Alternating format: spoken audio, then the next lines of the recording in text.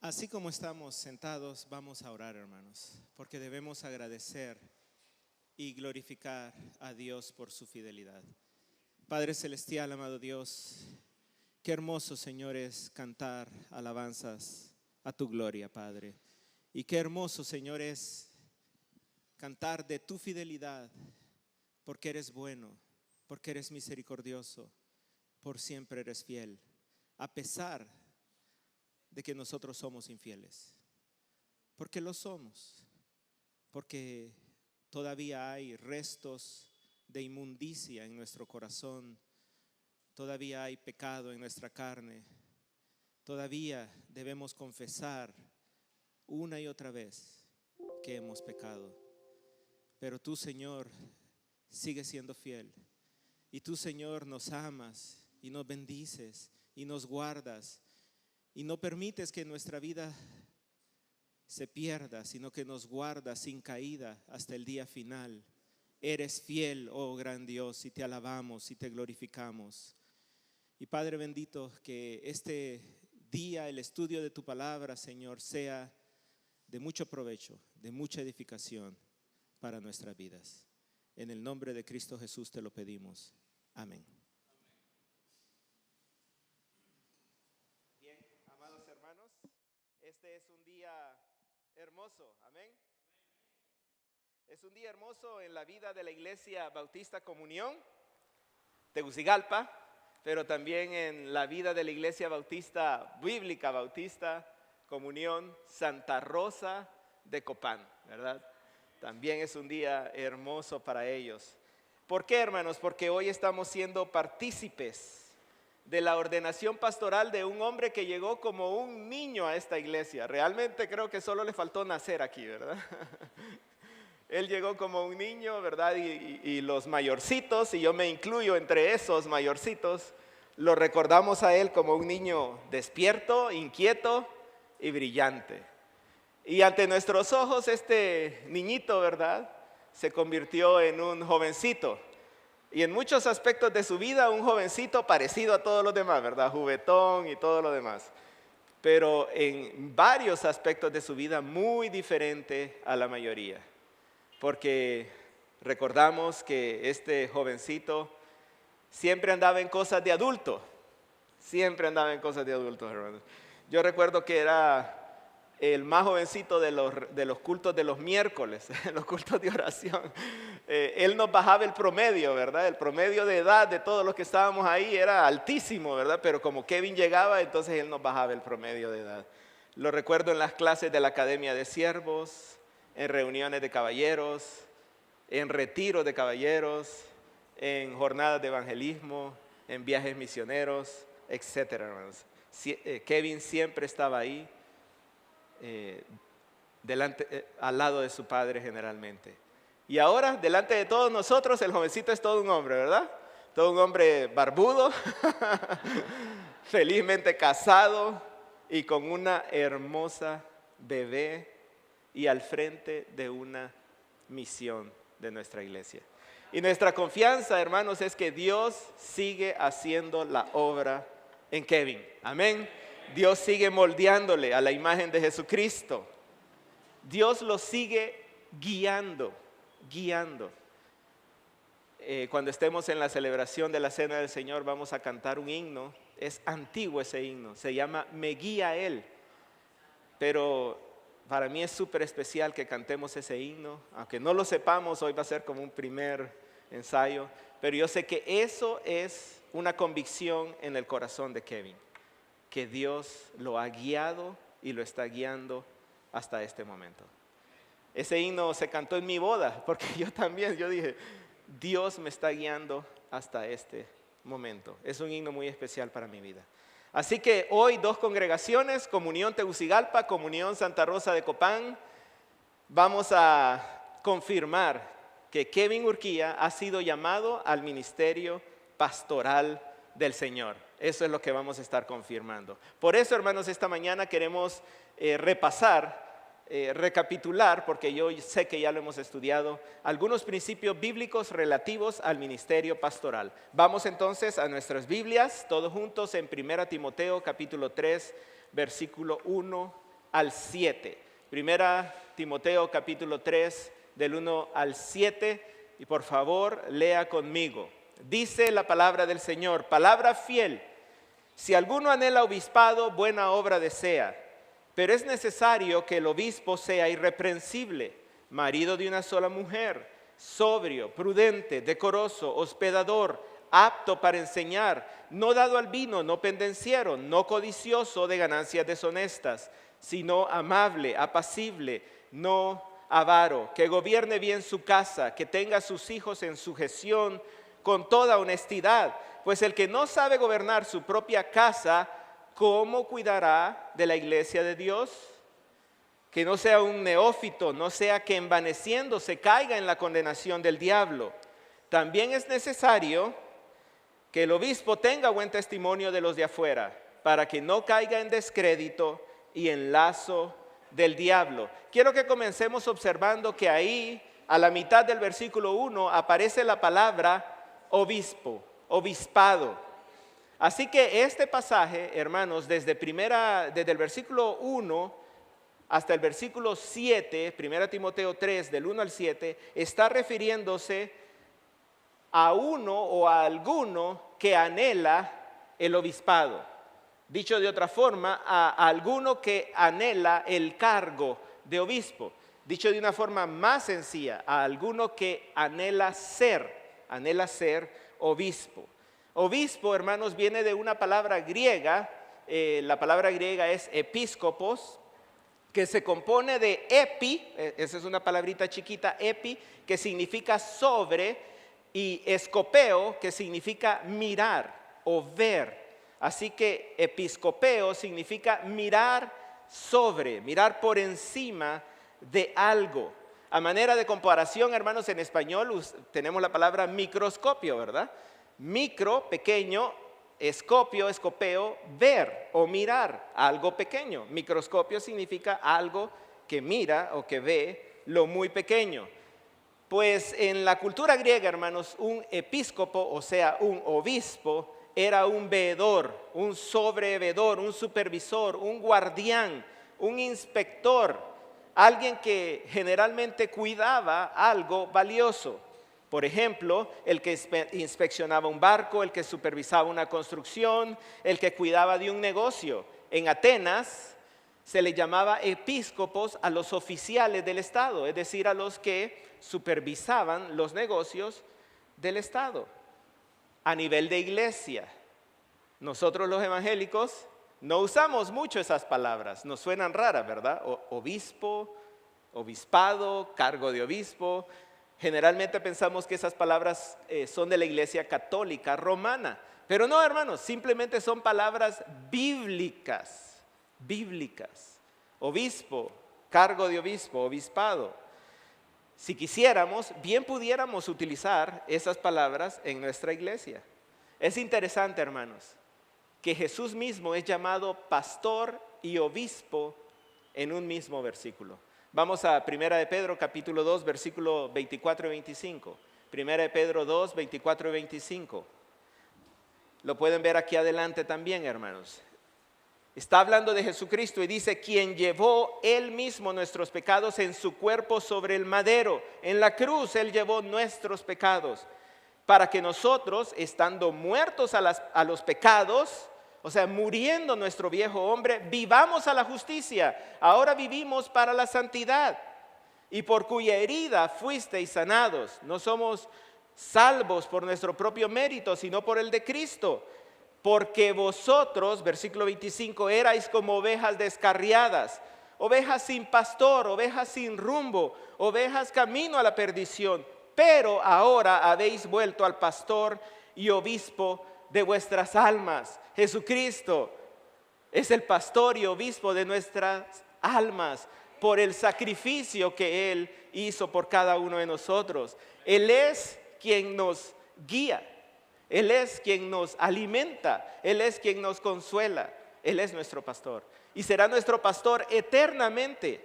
Pero Jesucristo, el pastor y obispo de nuestras almas, también por medio de su Espíritu Santo llama a hombres y los nombra obispos para que pastoreen en su iglesia. El Espíritu Santo llama a hombres y los nombra obispos para que pastoreen la iglesia. Vamos a Hechos capítulo 20-28. Hechos 20-28. Dice ahí el pasaje, tengan cuidado. Aquí está Pablo hablando con un grupo de obispos. Y les dice, tengan cuidado de sí mismos y de toda la congregación en medio de la cual el Espíritu Santo les ha hecho obispos. El Espíritu Santo los ha hecho obispos. ¿Para qué? Para pastorear. Obispos para pastorear a la iglesia de Dios, la cual Él compró con su propia sangre. Sobre el madero, sobre esa cruz. Ahí Él compró a la iglesia. Otra palabra bíblica que básicamente se refiere a lo mismo que obispo y pastor es la palabra anciano. Obispo, pastor, anciano. Se refieren a lo mismo. Siempre ahí en Hechos 20, hermano. Acabamos de leer Hechos 20-28. Ahora leamos el versículo 16 y 17. Hechos 20, 16, 17. Le dije que Pablo estaba hablando con los obispos que Dios nombró para que pastorearan. Pero veamos quiénes eran esta gente. Versículos 16 y 17. Porque Pablo había decidido dejar a un lado a Éfeso para no detenerse en Asia, pues se apresuraba para estar en Jerusalén el día de Pentecostés si él era posible. Y escuchen, desde Mileto mandó mensaje a Éfeso y llamó a ¿quiénes? A los ancianos de la iglesia.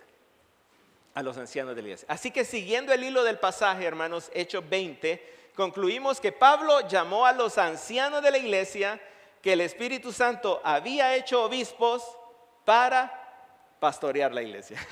Suena un poco enredado, ¿verdad? Pero lo que estamos diciendo es que obispo, pastor y anciano es lo mismo, hermanos. Aquí pues veamos esta definición. Un hombre que es un obispo, es un pastor, es un anciano. Las tres palabras se refieren al mismo hombre.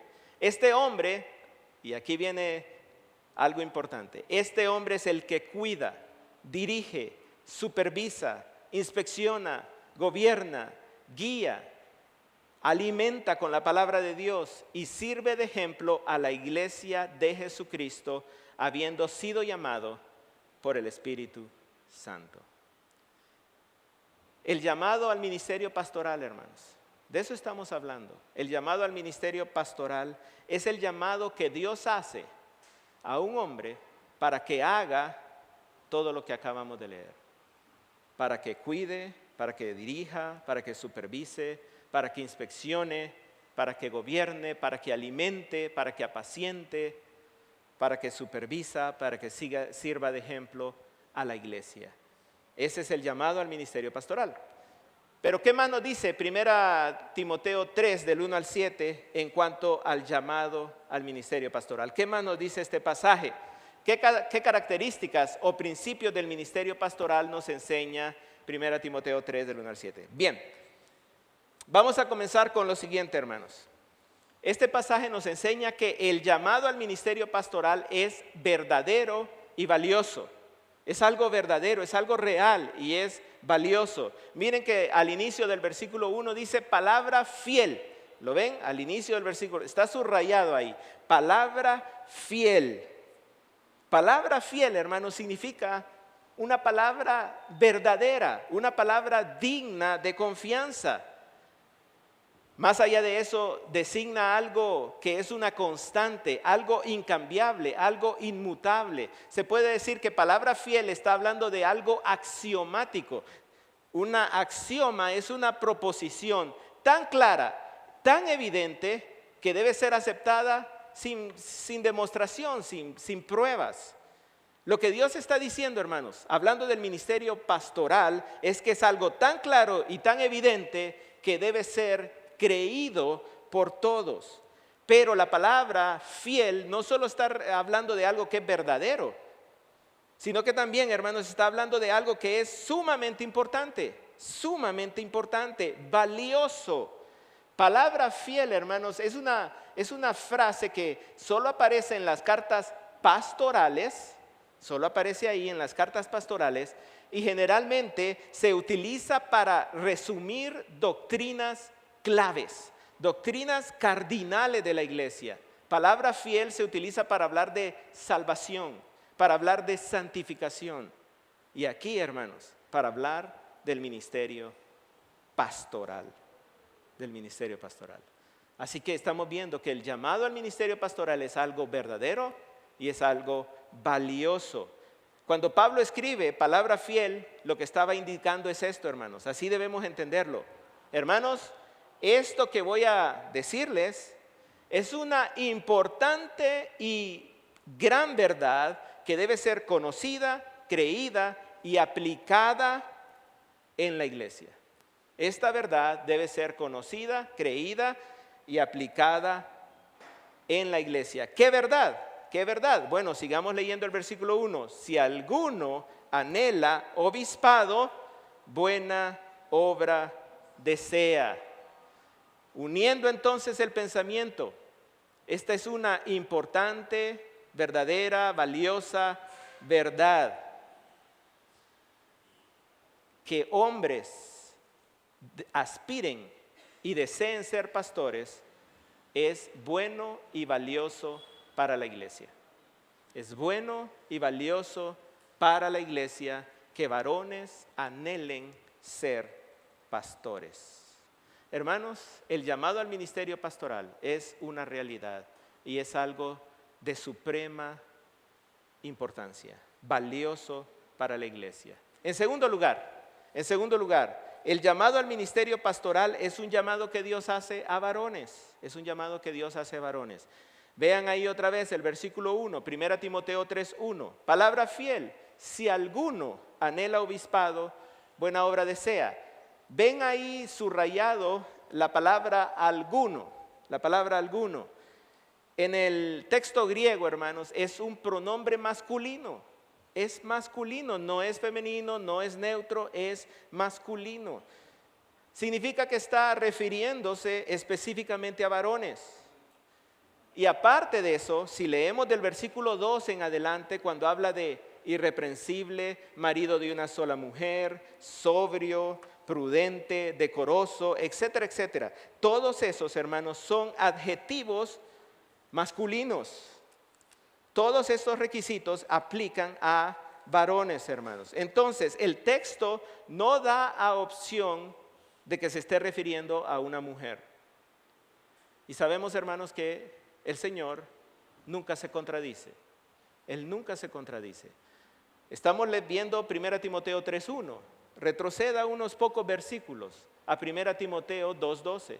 1 Timoteo 2:12.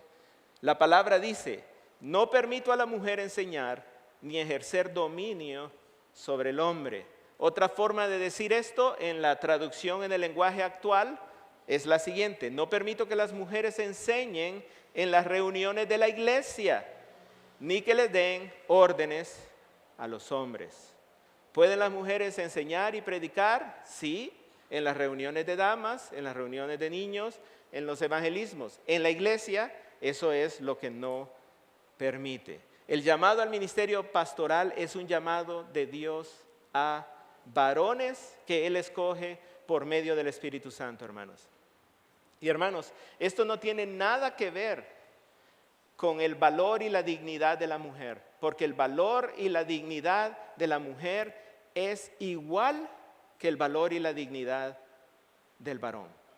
Son iguales en valor y dignidad, no tienen nada que ver con eso, simplemente es un diseño de Dios. Dios así lo diseñó. No tiene nada que ver con las cualidades o aptitudes, porque sabemos que hay mujeres brillantísimas que pueden expresarse con toda claridad, que tienen gran conocimiento bíblico. No tiene que ver con eso. Tampoco tenga que ver con que la mujer sienta ese deseo de llegar a ser pastor. Lo puede sentir, pero eso no significa que ha sido llamada por Dios para ejercer ese ministerio. Hermanos, Dios no se contradice. Dios no nos va a decir una cosa en un lado y otra cosa contraria en la otra. El llamado al ministerio pastoral es un llamado que Dios hace a varones. En tercer lugar, El llamado al ministerio pastoral es un deseo vehemente que Dios siembra, que Dios planta en el corazón de un hombre. Otra vez, 1 Timoteo 3:1 dice, palabra fiel, esto es verdadero, importante y valioso. Si un varón anhela el obispado, buena obra desea. Póngale atención a la palabra desea al final del versículo 1. Esta palabra, hermanos, en griego es la palabra para referirse a deseos internos, deseos en el corazón, pero intensos, deseos fuertes. Está hablando de los afectos del corazón, de los anhelos, de las pasiones, de los apremios, de las codicias, de las lujurias. En el Nuevo Testamento estos deseos a veces son buenos, a veces son malos, pero siempre son fuertes, intensos. Por ejemplo, tenemos el caso del hijo pródigo que deseaba comer de las algarrobas de los cerdos. Era fuerte su deseo, pues era hambre, ¿no? El deseo de Jesús de comer la Pascua con sus discípulos. Él quería compartir la cena del Señor, como lo vamos a hacer hoy, con sus discípulos. El deseo de los profetas y de los creyentes del Antiguo Testamento de ver al Mesías. Ellos querían ver que Jesús venía.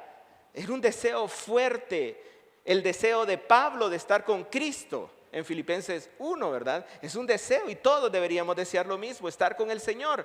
También puede ser deseos malos, como el deseo de estar con la mujer ajena, el deseo de las riquezas y de las cosas que el mundo ofrece, los deseos de la carne, los deseos impuros del corazón, los deseos de los ojos, las lujurias, los deseos mundanos. Definitivamente, hermanos, hay buenos y hay malos deseos y nosotros debemos tener mucho cuidado de cuáles son nuestros deseos, de cuáles son nuestros afectos en nuestro corazón. ¿Por qué, hermanos?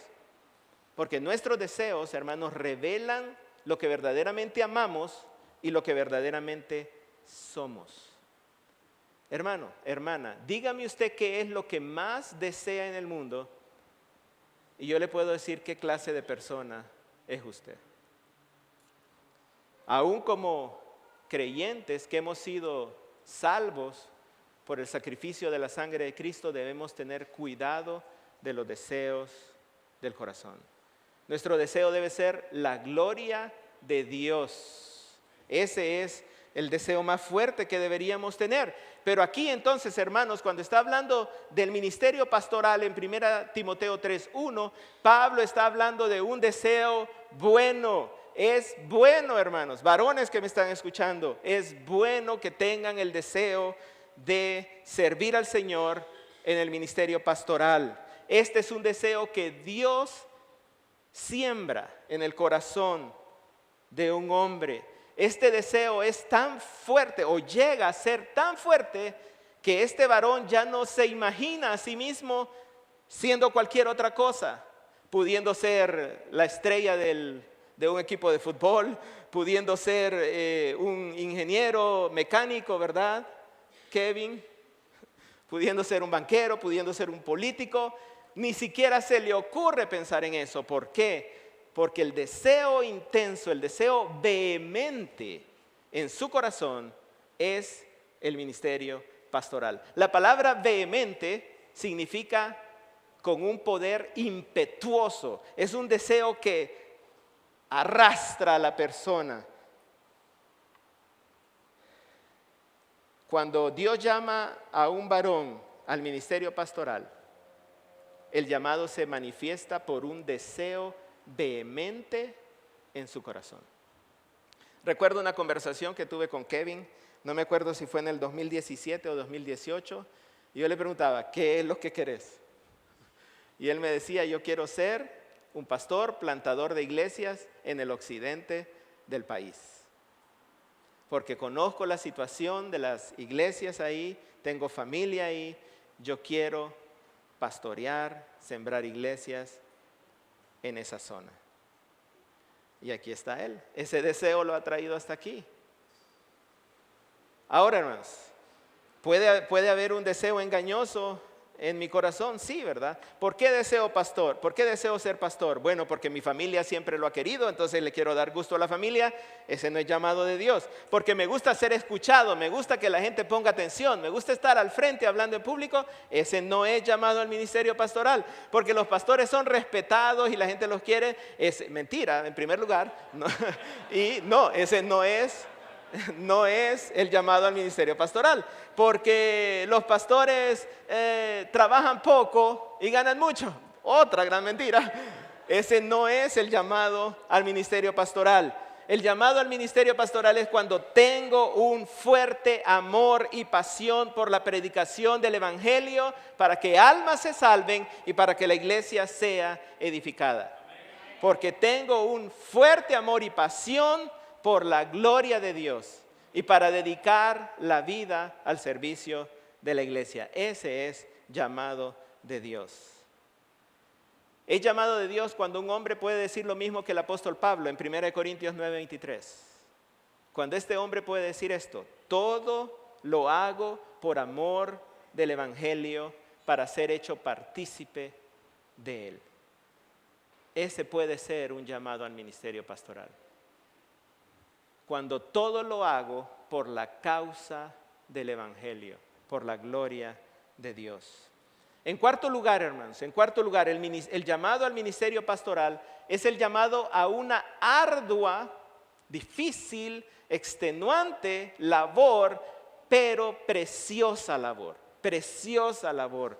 Vean otra vez el versículo 1, no hemos salido de ahí. 1 Timoteo 3:1 dice: palabra fiel, si alguno anhela obispado, buena obra desea.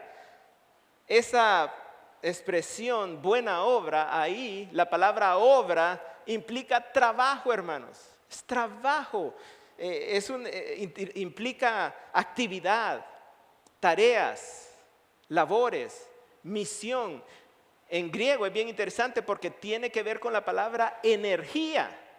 Entonces, hermano, cuando está diciendo es que el ministerio pastoral es un trabajo al que uno le debe dedicar energía. Hermanos, el varón que desea servir en el ministerio pastoral de una iglesia debe saber que está deseando una ardua labor a la cual va a dedicarse de por vida. Esa labor va a requerir arduo trabajo. No es un llamado para perezosos, flojos o indecisos. No es un llamado para personas temerosas, asustadizas o timoratas. No es el ministerio pastoral un llamado para personas que no soportan una crítica, una ofensa o un insulto. Es un trabajo arduo. Hay desvelos, hay sacrificios, hay limitaciones, hay presiones intensas, hay conflictos, hay traiciones, hay de todo en el ministerio pastoral. Pablo miraba el ministerio pastoral como un sufrimiento gozoso. Un sufrimiento gozoso, un padecimiento de Cristo. También lo miraba como el servicio de un mesero o de un remero en lo más profundo de un barco. Lo miraba como una labranza, como un edificio, como una carrera, como una batalla. Esta ardua labor del ministerio pastoral, Kevin, solo se puede realizar con el poder de la gracia de Dios. Es la única forma. 1 Corintios 15:10, también el apóstol Pablo dice: por la gracia de Dios soy lo que soy. No soy yo, sino Cristo en mí. Y su gracia no ha sido en vano para conmigo. Antes he trabajado, he realizado el ministerio más que todos los demás, dice él. Pero no soy yo, sino la gracia de Dios en mí o conmigo. El llamado al ministerio pastoral es una ardua labor, trabajo, que incluye, esto lo voy a decir rápido, hermanos, quisiera dedicar tiempo a esto, pero no ajusta, ¿verdad? Que incluye el ministerio pastoral en una iglesia, liderar la predicación. Los pastores deben estudiar la palabra de Dios para entenderla, aplicarla a su vida y explicársela a la iglesia. esta asignación y la oración es la que sobresale la predicación. Deben predicar sin hacer concesiones con el mundo. Su predicación debe abarcar todo el consejo de Dios. Y la única forma de hacerlo es la predicación expositiva. Es la manera de lograr esto. También la labor pastoral incluye liderar la adoración. Los pastores deben guiar a que todo en la iglesia sea para la gloria de Dios. Las oraciones, los cantos, las ofrendas, la cena del Señor, las reuniones, los ministerios de los niños, de los jóvenes, todo debe ser encaminado a glorificar al Señor. Deben los pastores liderar la reproducción de otros pastores. Los pastores deben estar trabajando en que otros varones también puedan llegar al ministerio pastoral.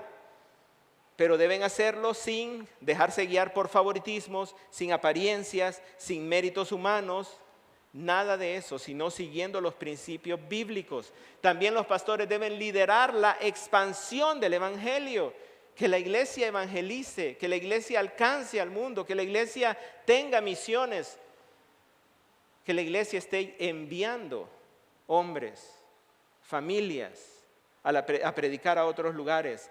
Los pastores deben liderar el entrenamiento para el ministerio. Los pastores no lo pueden hacer todo, hermanos. ¿Vieron esa lista de funciones que nos repartimos entre Luis, Neptalí y yo? No podemos hacerlo todos nosotros. Realmente ustedes harán eso. Nosotros supervisamos eso. Nosotros tenemos que entrenarles. También los pastores lideran la búsqueda de santidad.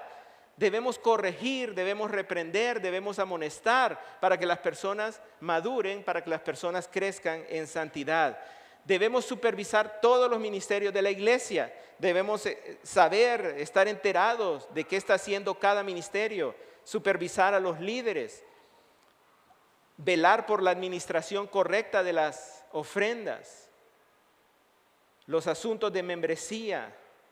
Las relaciones con el gobierno, con la comunidad, con otras denominaciones. Todo eso, hermanos. También debemos cuidar de los hermanos. Los pastores debemos estar cerca de la congregación para serles ejemplo, para ayudarles en sus situaciones, para participar con ellos en su gozo y en su tristeza. Es una ardua, inmensa labor, pero es preciosa. Es preciosa, es preciosa. Dice ahí la palabra buena obra desea. La palabra buena, hermanos, en el griego significa valiosa, digna, noble, excelente, honorable, de alta calidad y estima. El ministerio pastoral es para la iglesia valioso, noble, de alta estima. Martin Lloyd-Jones, un pastor inglés, dijo lo siguiente: siendo pastor de una iglesia no me rebajaría a ser el rey de la nación. ¿Entienden lo que él dice? Si soy pastor de la iglesia no me rebajaría a ser el rey del país, porque el ministerio pastoral es la tarea más digna, una tarea gloriosa, y el trabajo de predicar es el más alto y el más grande y el más glorioso llamado al que cualquier hombre pueda ser llamado. Por eso nos sorprende cuando un hombre dice: bueno, voy a dejar el ministerio pastoral para ser diputado, para tirarme de presidente. Ahora bien, hermanos, que no se malinterprete lo que estoy diciendo. No se malinterprete. Lo alto, lo valioso, lo de alta estima no es el hombre en sí, es el llamado al ministerio pastoral. Nosotros somos hombres pecadores de carne y hueso como todos los demás. Estamos hablando del llamado, el llamado al ministerio pastoral. Para Dios el ministerio pastoral es valioso, es precioso. Para la iglesia también debe serlo. Vamos a ver cuál es la responsabilidad de la iglesia. Primera Tesalonicenses 5:12, versículo 13. Dice ahí, Primera Tesalonicenses 5, 12 y 13. Les rogamos, hermanos, reconozcan, honren a los que con diligencia trabajan entre ustedes. ¿De qué clase de trabajo está hablando? Los que los dirigen en el Señor, los instruyen y los amonestan, y que los tengan en muy alta estima con amor por causa de su trabajo. ¿Y cuál es la mejor forma de ayudar a los pastores de la iglesia? Dice ahí, vivan en paz los unos con los otros. Vivan en paz. En quinto lugar, el llamado al ministerio pastoral es una pretensión o aspiración. Miren, ahí dice pretensión. La siguiente, hermanos, el llamado al ministerio pastoral es una, se quedó trabada, es una pretensión, es una aspiración. Miren que en el versículo 1 también dice, si alguno anhela obispado, buena obra desea. La palabra anhela en la Biblia de las Américas dice aspira, si alguno aspira. Esta palabra se parece a la palabra desea, pero es diferente. Ya dijimos, la palabra desea es un asunto interno, es un deseo vehemente, fuerte, que hay adentro del corazón, que Dios lo pone ahí. Pero la palabra anhela o aspira es algo externo, es algo visible. La mejor forma de entender ese anhela o aspira es como aspirar a algo, estirarse para alcanzar algo, tocar o agarrar algo, o simplemente luchar por algo, Para mí, hermanos, la mejor traducción es pretende. Si alguno pretende ser pastor, buena obra desea. ¿Qué significa pretender? Pretender significa hacer las diligencias para conseguir algo. Cuando una muchacha dice, tengo un pretendiente, ¿a qué se refiere? Ay, dicen por ahí. Cuando una muchacha dice, tengo un pretendiente, ¿qué está queriendo decir esta muchacha? Está queriendo decir que este muchacho no es un muchacho que solo vive enamorado de ella, soñando con ella todo el tiempo, pero que nunca le ha dicho nada. Ese no es un pretendiente. ¿Cuál es un pretendiente? Un pretendiente es aquel que ya se atrevió a hablarle, que quiere conocerla y que ella lo conozca a él. Es un pretendiente que tuvo el valor de pedirle el número de teléfono, ¿verdad? Un pretendiente es el que tuvo el valor de ponerle like en el Facebook a la foto de perfil de la muchacha. El pretendiente es aquel que tuvo el valor de ir a hablar con el papá de la muchacha, imagínense. Los pretendientes de mis hijas van a tener que tener bastante valor, ¿no? Entonces, un pretendiente o un aspirante es alguien que está luchando, que está esforzándose por alcanzar algo. Un hombre que tiene el deseo vehemente en su corazón interno, lo va a demostrar externamente, haciendo las diligencias necesarias para ser pastor. Pero dependiendo de cómo haga las diligencias, uno también sabe si verdaderamente es un llamado al ministerio pastoral. Si él quiere ser pastor, hablando mal de los pastores de la iglesia, ese no es un llamado al ministerio pastoral. Samuel Brengel dijo lo siguiente, escuchen, hermanos. El ministerio pastoral no se gana promocionándose a sí mismo. No se gana buscando votos de la gente, ganándose a la gente, ¿verdad? Como lo hacen los políticos.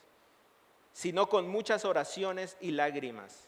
Se consigue con confesiones de pecado y con mucha búsqueda de corazón y humildad ante Dios. Con la entrega de uno mismo, con el valiente sacrificio de cada ídolo, con la audacia, la inmortalidad y la inflexibilidad de la cruz y con una eterna e inquebrantable mirada a Jesús crucificado. El ministerio pastoral se consigue poniendo los ojos en Cristo. No se gana buscando grandes cosas para nosotros, sino como Pablo, estimando todo como pérdida por el amor de Cristo.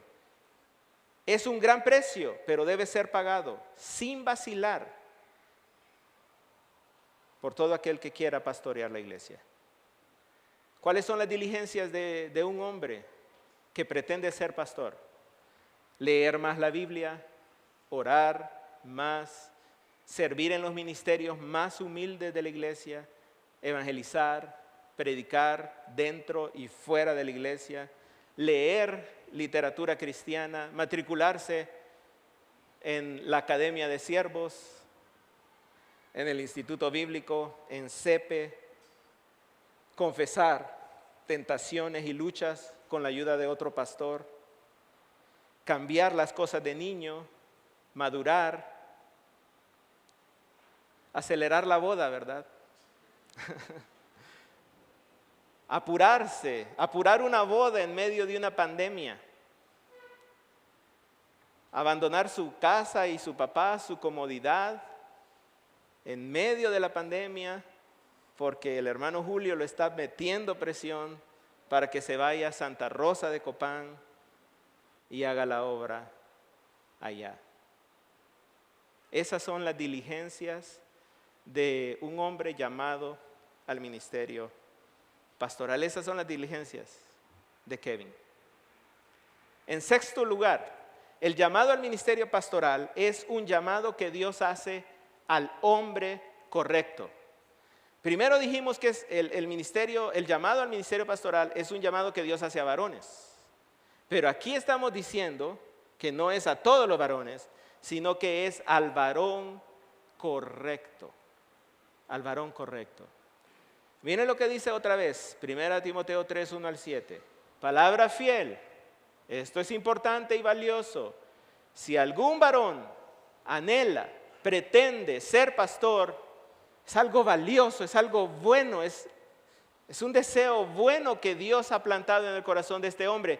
Pero, versículo 2, pero es necesario que este hombre, que este obispo, que este que quiere ser pastor, sea irreprensible.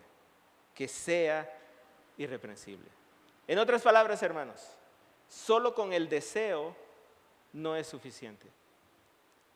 A la par del deseo debe ir acompañado del carácter del testimonio piadoso que Dios demanda. Charles Spurgeon, un pastor bautista también en Londres, Inglaterra, decía: si un hombre no ha sido llamado a la santidad, tampoco ha sido llamado al ministerio pastoral. Si no ha sido llamado a una vida de santidad, no ha sido llamado al ministerio pastoral. Hermanos, Dios no llama a hombres incorrectos al ministerio pastoral. ¿Significa que todos los pastores son perfectos? Nada que ver, hermano. Ya lo he dejado claro una y otra vez. No hay hombre perfecto. Pero Dios sí busca un hombre conforme a su corazón. Miren lo que dice 1 Samuel 13, 14. En cuanto al hombre que Dios busca, el Señor ha buscado para sí un hombre conforme a su corazón. Y el Señor lo ha designado como príncipe sobre su pueblo. El Señor no se equivoca en su llamado. Él llama al varón correcto. El versículo 2 comienza con esa expresión, es necesario. Esa palabra es necesario, hermano, en griego es una palabrita de 3 letras, pero es una palabra pesada, hermanos. O sea, es una palabra, hermanos, que implica inevitabilidad cuando se trata de profecías, o implica de obligatoriedad o extrema necesidad. Lo que está diciendo, hermanos, es que es obligatorio, es de extrema necesidad que el hombre que va a ser pastor tenga el carácter que Dios demanda. Ese carácter que Dios demanda se puede resumir, hermanos, en una sola palabra: irreprensible. Ese es el gran requisito, la conducta irreprensible. Una conducta irreprensible es que a este hombre, ¿verdad?, no se le puede acusar. No puede ser capturado, no puede ser retenido en alguna falta. Más o menos significa esto, hermanos. Un hombre irreprensible no es un hombre perfecto, no es un hombre impecable, porque ese es solo Jesucristo. Un hombre irreprensible es uno que no puede ser reprendido, no puede ser censurado, en quien no se le encuentra tacha, a alguien a quien no se le puede acusar. Es un hombre que, aunque es pecador, no tiene un defecto obvio en su carácter por el cual acusarle. Es decir, tiene una vida de santidad. No se le puede acusar de una vida de impiedad. No se le puede acusar de una vida de maldad. ¿Tendrá sus errores? Sí, como todos tendrán sus errores. No es una conducta perfecta, sino que es una conducta que no merece reprensión. No hay necesidad de corregirlo, de amonestarlo, de vituperarlo, de desaprobarlo por nada que haya dicho o hecho. No es necesario criticarlo, acusarlo de maldad, ni censurarlo con dureza. En un lenguaje común y corriente, hermanos, un hombre irreprensible es el que no tiene cola que le pisen. Ese es un hombre irreprensible. No se trata de una vida sin pecado, sino de una vida caracterizada por la santidad. Hermanos, el hombre que aspira al ministerio pastoral debe examinarse a sí mismo. En primer lugar, debe examinarse a sí mismo. No es suficiente con el deseo, también hay que tener el carácter que Dios demanda. Y la iglesia, también la iglesia tiene la responsabilidad de ver bien a quien pone en el ministerio pastoral. Dice 1 Timoteo 5:22. No impongas las manos sobre nadie con ligereza. O sea, no te apresures, compartiendo así la responsabilidad por los pecados de otros. Guárdate libre de pecado. Guárdate libre de pecado. También, hermanos, el pasaje nos habla del carácter, pero también, hermanos, algo más que quiero decir es que también nos habla de la capacidad o de la aptitud. ¿Cuál es la capacidad que Dios demanda de un pastor? Ya vimos el carácter, ser irreprensible. ¿En qué consiste eso? Ser marido de una sola mujer, ser decoroso y todo lo demás, ¿verdad? No pendenciero, amable, hospitalario, etcétera, etcétera. Pero también hay una capacidad, una aptitud. Vean ahí en el versículo 2 también, el versículo 3, perdón, dice que sea apto para enseñar. Apto para enseñar. Es la capacidad de un hombre de darse a entender con claridad, con sencillez. Es la capacidad de usar bien la Biblia, de explicarla a la congregación. En pocas palabras, hermanos, el pastor debe ser un hombre elocuente, poderoso en las Escrituras como Apolos, o poderoso en obra y palabra como Moisés y como el mismo Jesucristo, el príncipe de los pastores. Dios llama, hermanos, al varón, pero llama al varón correcto. Al varón correcto. Al varón que cumple con los requisitos de carácter y capacidad, aptitud para enseñanza que Él demanda. Así que, hermanos, sin previo aviso, sin avisarles nada, hermanos, hemos visto 6 características del ministerio pastoral en 1 Timoteo 3, del 1 al 7. No les quise avisar de entrada que íbamos a ver eso para que no se preocuparan contando 1, 2, 3, 4, 5, 6. 1 Timoteo 3, del 1 al 7, Dios nos enseña 6 características del ministerio pastoral para que la iglesia los conozca, los crea y los aplique. Entonces, hermanos, ¿cuál es el proceso de ordenar un pastor? ¿Cómo es? ¿Cuál es el proceso de Kevin, hermanos? Se lo voy a decir. El proceso de Kevin, el proceso de Neptalí, el proceso de Luis, el proceso de todos los que ordenemos pastores en esta iglesia. Este es el proceso, hermanos. Dios salva al varón.